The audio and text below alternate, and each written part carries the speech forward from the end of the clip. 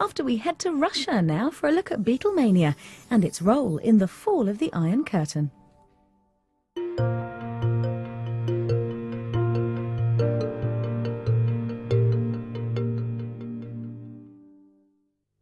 It's the Beatles!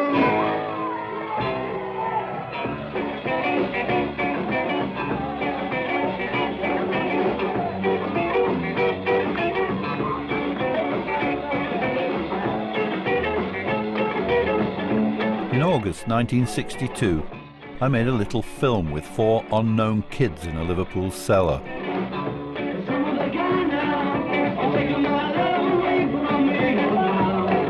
Soon, the Beatles had conquered much of the world.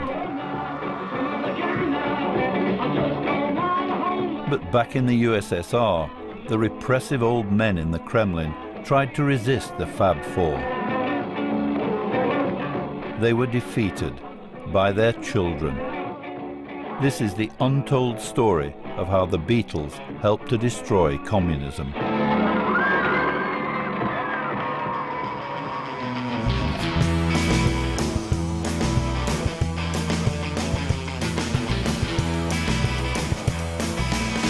While in the West, the Beatles stepped on all the rules. The 60s beat was echoing through all the Soviet schools. The Beatles turned tens of millions of young people into another religion, and the understanding that we are living in a monster state and we needed an alternative. Every Russian schoolboy wants to be a star, playing Beatles music, making a guitar. They changed everything, and they opened the whole world. It was all brought by them, by the Beatles. И спасибо Beatles, которые внесли свою посильную лепту в развал этой империи. The teachers looked upon all this as if it were a sin. We were building communism, but the Beatles bought it in. They destroyed the communism. More than Gorbachev, by the way. They changed the Soviet Union. Beatles, it was the key that opened door to the West culture. West culture produced cultural revolution. Cultural revolution destroy Soviet Union. Even Comrade Brezhnev sadly shook his head. Each comrade's child was in a band. Yeah, yeah, virus swept the land. Yeah, yeah, virus swept the land. Things were getting out of hand. But the first hole in the Iron Curtain, the song of Beatles. The Beatles were always looked upon as very dangerous, bourgeois, somehow undermined in the system itself. What could they do? What could they say? A generation gone astray. The Beatles, it was like a fresh air. In Russia, it was amazing power because they had this free spirit. Слушали эту музыку и спасали, переставали быть рабами совка. Вот чего они боялись. What could they do? What could they say? They walked away. It was Beatles generation. Beatles, Beatles, Beatles, Beatles. Ah! 25 years after that first film in the Liverpool Cavern Club, I began to make documentaries in the USSR.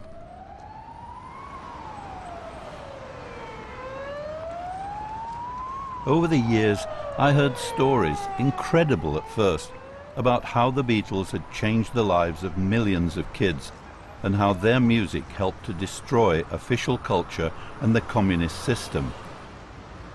In today's Moscow, the vast socialist experiment feels like a dream. But how could 4 lads from Liverpool have played a part in defeating the Cold War enemy?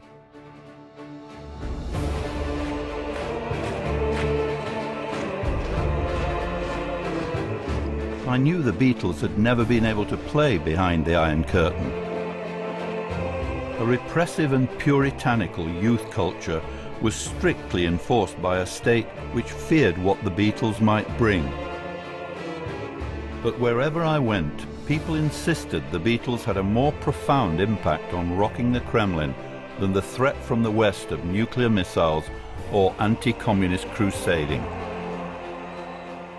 In the big bad West, they've had whole huge institutions which spend tens of millions of dollars for undermining the Soviet system. And I'm sure that the impact of all those stupid Cold War institutions has been much, much smaller than the impact of the Beatles. If you look at all the factors that led to the ultimate loss of belief in the system, which was its downfall, it was held together by fear and by belief. And the Beatles played a role in, first of all, overcoming the fear and in showing that the belief was actually stupid.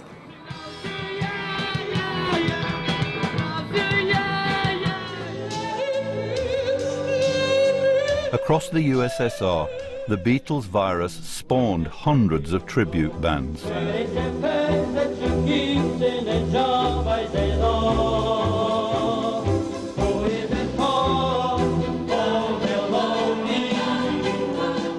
Their music was my soundtrack as I went looking for the Beatles' generation to follow the story of an improbable revolution.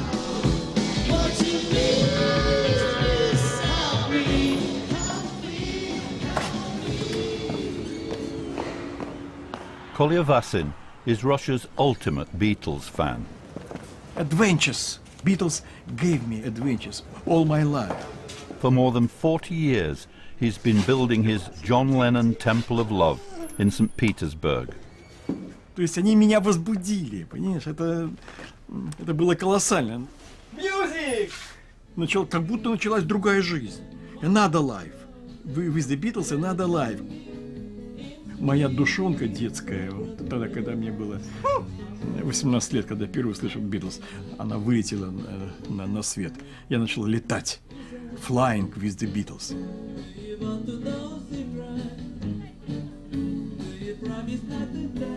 Я полюбил Beatles. Они стали моими друзьями, братьями по духу. Since 1964, when he first heard a bootleg Beatles tape, Kolya Vasin has been amassing his hoard of Beatles treasure.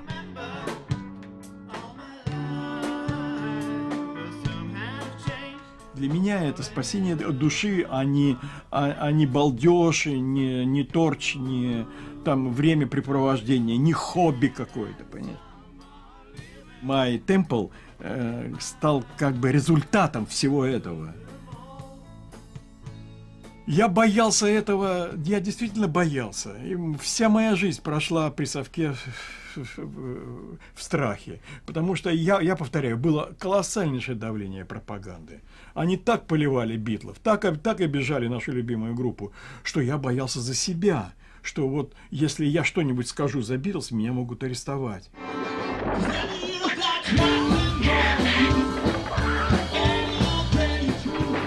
For Kolya Vasin and millions of other kids, it was never easy to be a Beatles fan in the Soviet Union. Reviled by the communist authorities as Western pollution, Beatles records were banned. Vigilantes patrolled the streets, rounding up rock and roll fans and shaving off their long hair. Police at airports kept a lookout for smuggled records. You just bring it into the country actually, it's like contraband, you know, just you're bringing this album knowing you're not supposed to bring this stuff into the country. So, and they will find it in your luggage, they will scratch it. And it was devised like 3 nails together, you know, just to scratch it, because it should be done in a proper way.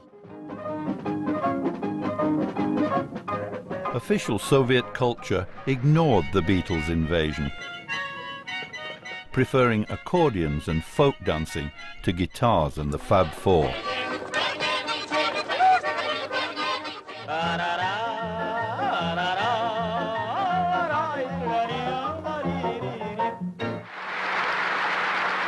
know, being a young, radical man, I just hated all this because it was all totally square, totally uncool. All the singers had wrong haircuts. They were dressed like office clerks, and they sang like Brezhnev at the Communist Party Congress. Soviet culture has been totally unsexy, very rigid, too limited. There was nothing bright and free and funky and sexy and funny about it. And of course, these qualities were exactly the vitamins that our bodies needed. In the mid-60s, ingenious Beatles fans found a way to make their own bootlegs. Their secret weapons were street-side recording booths where homesick soldiers could make sound letters for their mums. After hours, fans would turn up with tapes of Beatles songs illicitly recorded from Radio Luxembourg. And you could do the recording of Beatles songs. At the beginning they did it on the used X-rays, which they collected from trash in the medical institutes or in clinics or hospitals. And so there was the machine with the needle, which was scratching grooves on this X-rays. A black market mushroomed, fed by records on ribs. So kids could listen to I Feel Fine on Uncle Sergei's lungs. I used to buy ribs when I was a kid. There was a guy keeping it in a sleeve, flexible, flexi discs. So they had, because it was prohibited, in his sleeve, flexis, 3 rubles. Okay, you want a shakes, you want a rock and rolls. Shake was dance, you know, shake. You want some rock and rolls? You want some shakes? 3 rubles. What's this? It's good rock and roll. This was very dangerous for people who sold it. It was prohibited.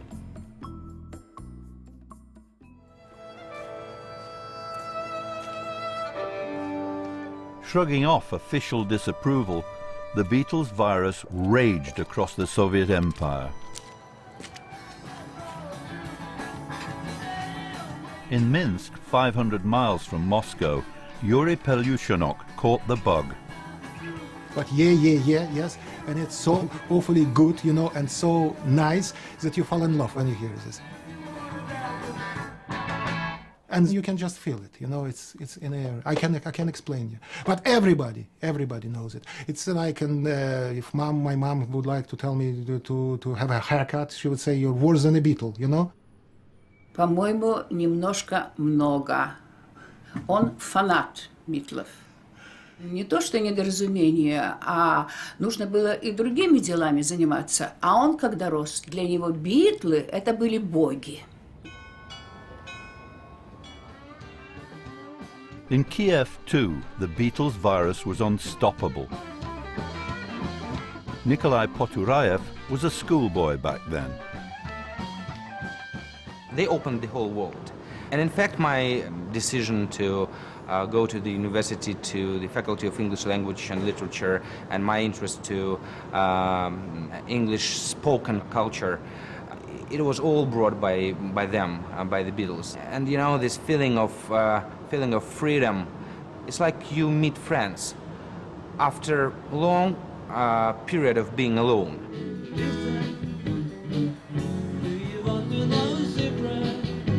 In St. Petersburg, Sergei Ivanov caught the Beatles virus. The boy who would grow up to be Russian defense supremo and Vladimir Putin's deputy prime minister confesses he still has symptoms of the infection he caught more than 40 years ago. Здравствуйте, товарищи! That was 62, 63. I was a kid, around 10 or 11 years age, average Soviet kid. And I tuned to the radio station and heard music.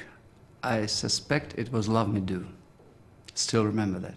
Then the Beatlemania started, including the Soviet Union, by the way. In that sense, the Soviet Union was a normal European country, except one thing.